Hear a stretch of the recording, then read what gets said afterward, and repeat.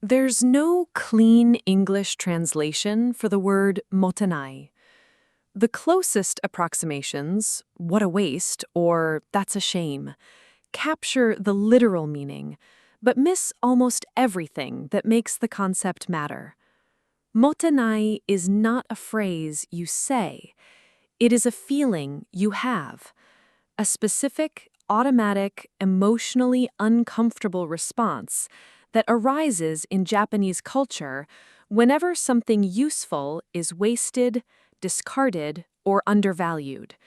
A genuine pang of regret that functions less like a polite social convention and more like a moral alarm bell wired directly into how a person experiences the world around them. When a Japanese household watches food spoil in the refrigerator before it can be eaten, the internal response is not a neutral observation that the groceries didn't get used in time. It is mottainai, a real, felt discomfort, the same emotional register most people reserve for genuinely wasteful or careless behavior. When a garment with a small tear gets thrown away instead of mended, when a device that could be repaired gets replaced instead, when money gets spent on something that delivers no lasting value and disappears without a trace, mottainai. The waste itself produces the emotional response that prevents the next instance of it.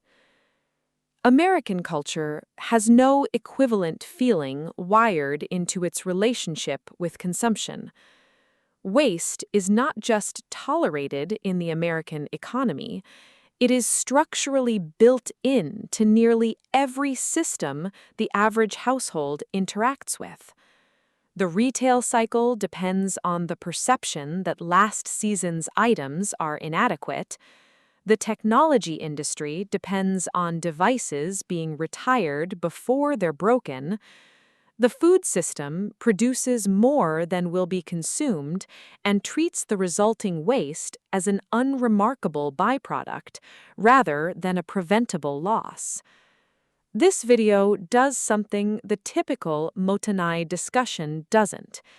It runs the actual numbers across every major category where the absence of mottainai is costing American households real, calculable money: food, clothing and textiles, technology, furniture and household goods, energy, and the broader spending category mottainai would flag as wasteful even when it isn't a discarded physical object. The math adds up to approximately $6,000 annually for the average household. This video shows you exactly where that number comes from and exactly what closing the gap looks like in practice. Before we get into today's video, I have one small request. If you enjoy content that helps you make smarter decisions and live a better life, hit subscribe and give this video a like. It helps the channel more than you know. The food waste calculation. This is the largest single category and the one with the most rigorously documented data behind it.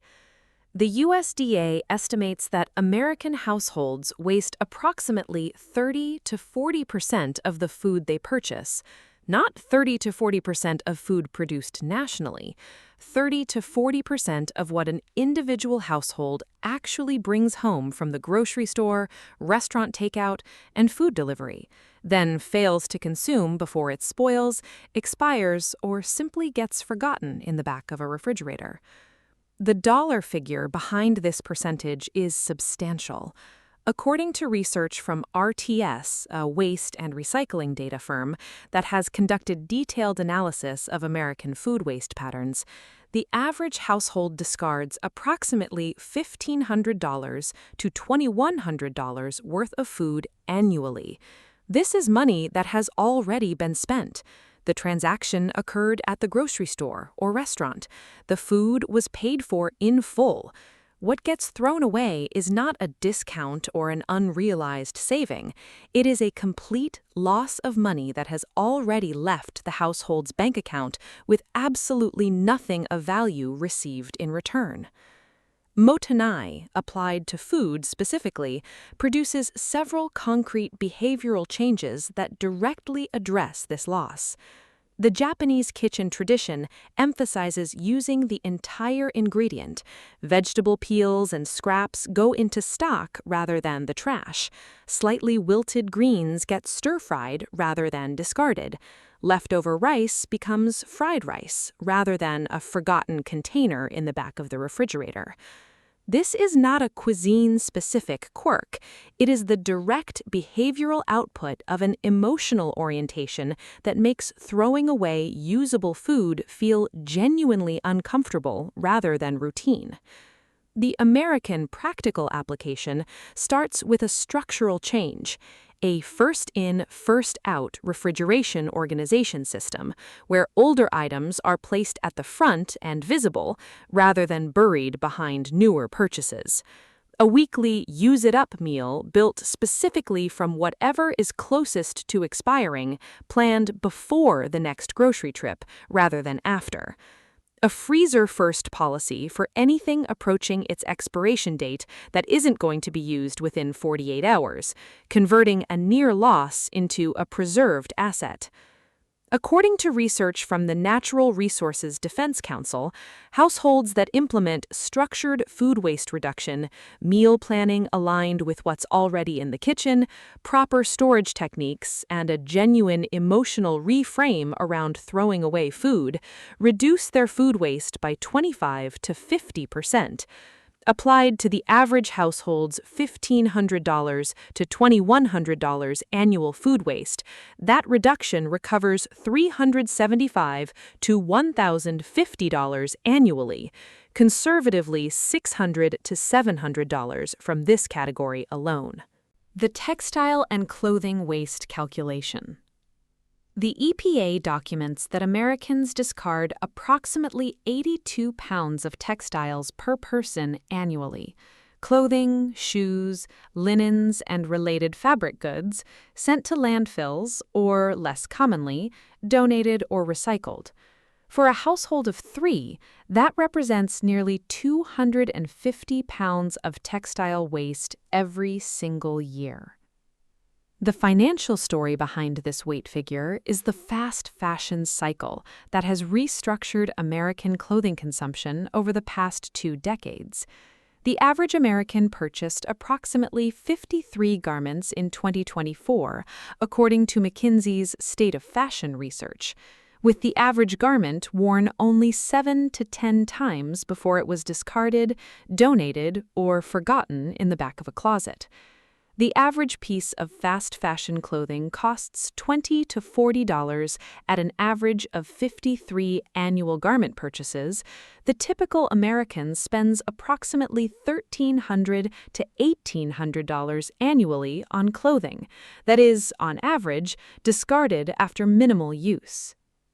Mottainai's application to clothing produces a fundamentally different purchasing and ownership pattern. The garment is valued for its durability and the number of times it can genuinely be worn, not for its trend currency at the moment of purchase.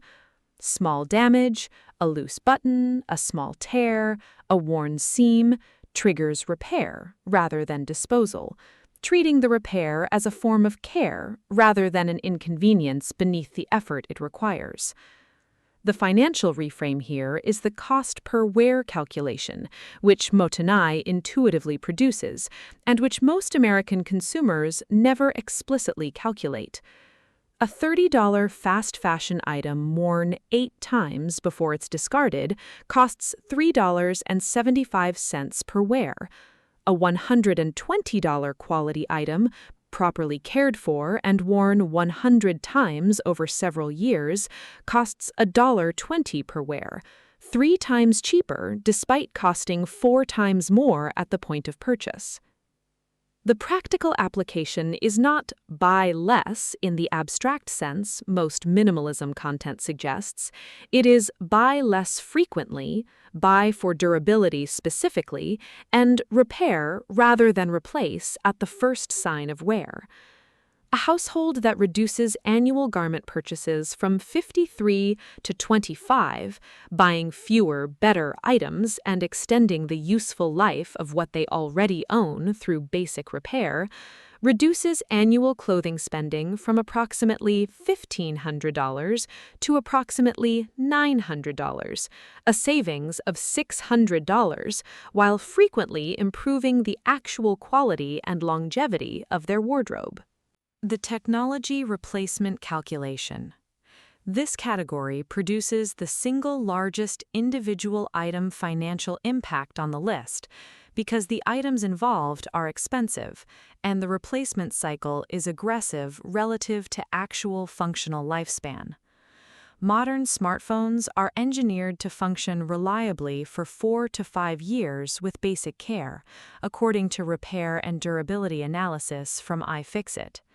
The average American replaces their smartphone every 2.3 to 2.5 years, according to Consumer Technology Association data.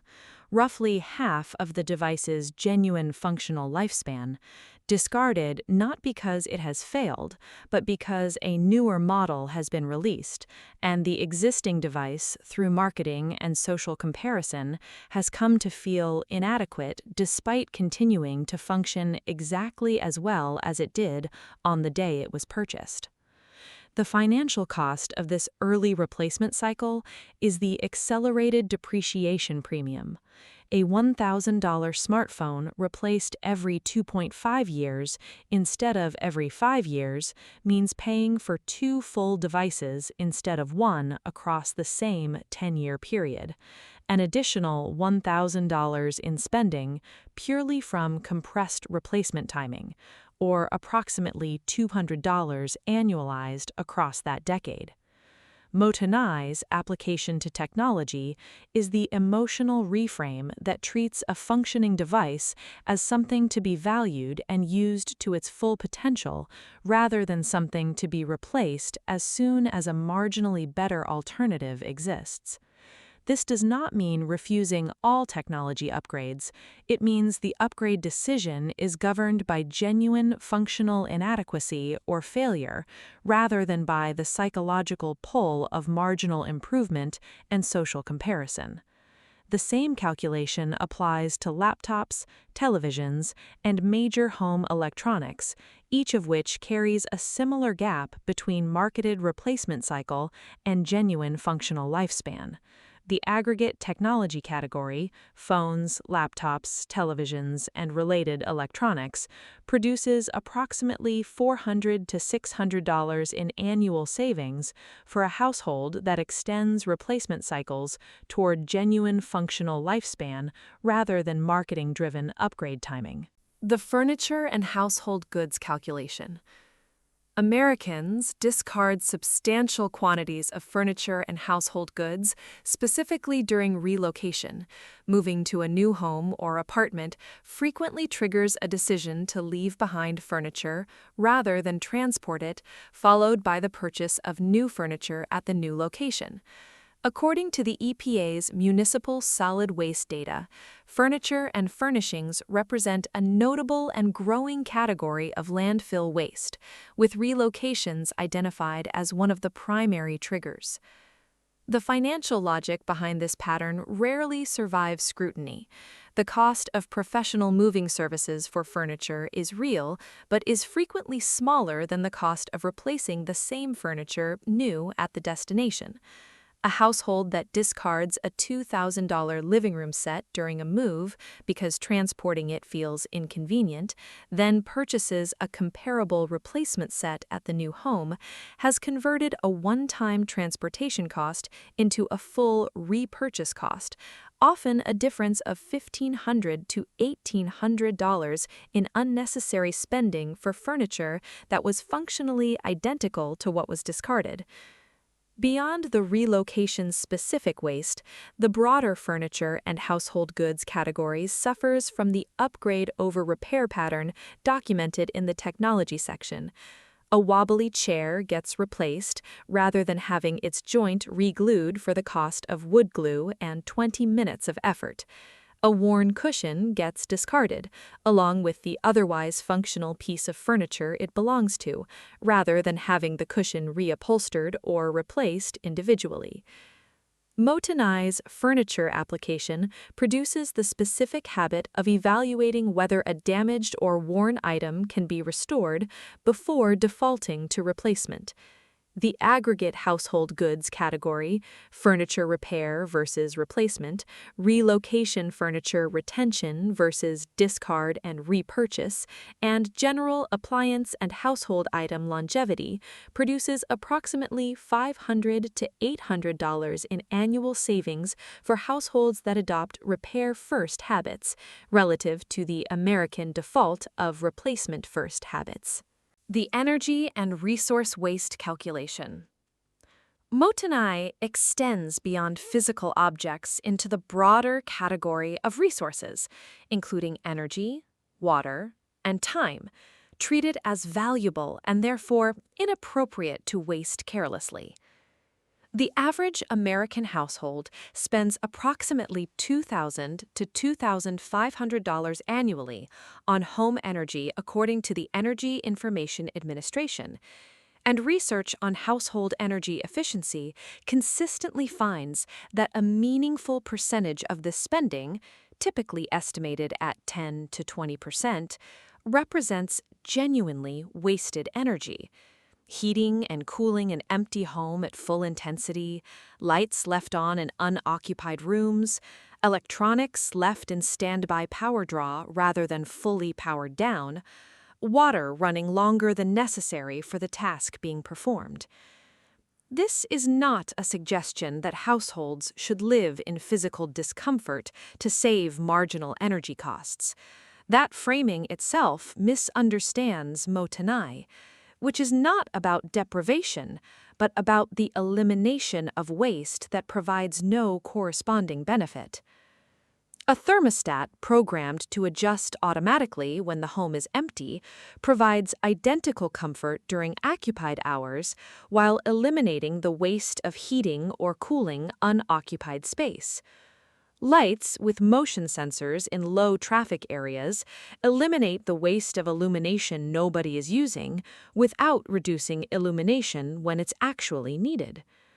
A household that addresses the documented 10 to 20% energy waste through behavioral and minor technological adjustments, programmable thermostats, motion sensor lighting in appropriate areas, fully powering down electronics rather than leaving them in standby power, recovers approximately $200 to $500 annually from a $2,000 to $2,500 baseline energy spend, with zero reduction in genuine comfort or utility.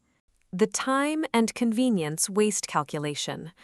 This final category requires the broadest interpretation of Mottainai, but it is one that Japanese culture explicitly includes: the waste of time and the waste of money spent specifically to avoid minor inconveniences that, upon honest examination, were not genuinely burdensome enough to justify the premium paid to eliminate them. American convenience spending, food delivery premiums, convenience store markups, pre-cut and pre-packaged grocery items priced significantly above their whole ingredient equivalents, and the broader category of paying to eliminate minor friction represents a substantial and frequently unexamined household expense. According to personal finance tracking research, the average household spends $300 to $500 monthly on convenience premiums across these categories combined. The Mottainai lens applied to this spending asks a specific question that American convenience culture rarely poses explicitly. Is the time or effort actually saved by this premium meaningful enough to justify the cost? Or is the premium being paid reflexively, without genuine evaluation, simply because the convenient option was presented as the default? Pre-cut vegetables costing 3 times more than whole vegetables save perhaps 5 minutes of preparation time. For many households, evaluated honestly, that 5-minute savings is not worth a 200% price premium repeated across every grocery trip for a year. This is not an argument that all convenience spending is wasteful. Some convenience premiums genuinely reflect a fair trade against a household's actual time constraints and priorities. It is an argument that very little of this spending is actually evaluated against that standard.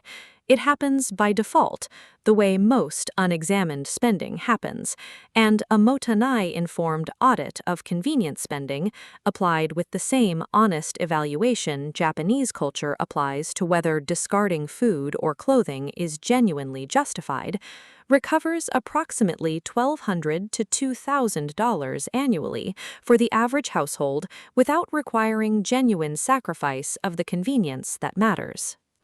Adding the numbers together. Food waste reduction, $600 to $700 annually. Clothing and textile waste reduction through durability-focused purchasing and repair, $600 annually. Technology replacement cycle extension, $400 to $600 annually. Furniture and household goods repair first habits, $500 to $800 annually. Energy waste elimination, $200 to $500 annually. Convenience spending audit, $1,200 to $2,000 annually. The conservative total across all 6 categories is $3,500 to $5,200 annually. The figure at the higher end of realistic application, for households that implement Mottainai philosophy comprehensively rather than partially, reaches approximately $6,000 annually, the number this video opened with. This is not $6,000 of additional income.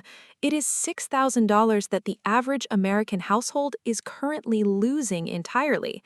Money already earned, already in the household's possession, currently flowing out through waste that provides zero corresponding benefit, satisfaction, or value of any kind. The food that gets thrown away provides zero nutrition. The garment discarded after 8 wears provides no additional comfort beyond what continued use would have provided. The smartphone replaced 18 months early provides marginal improvement that the vast majority of users cannot meaningfully perceive in daily use. This is the most important distinction between Mottainai-based savings and typical frugality advice. Most frugality content asks you to give something up, a smaller portion, a cheaper alternative, a reduced experience. Mottainai asks you to stop losing something you already have and were never genuinely benefiting from in the first place.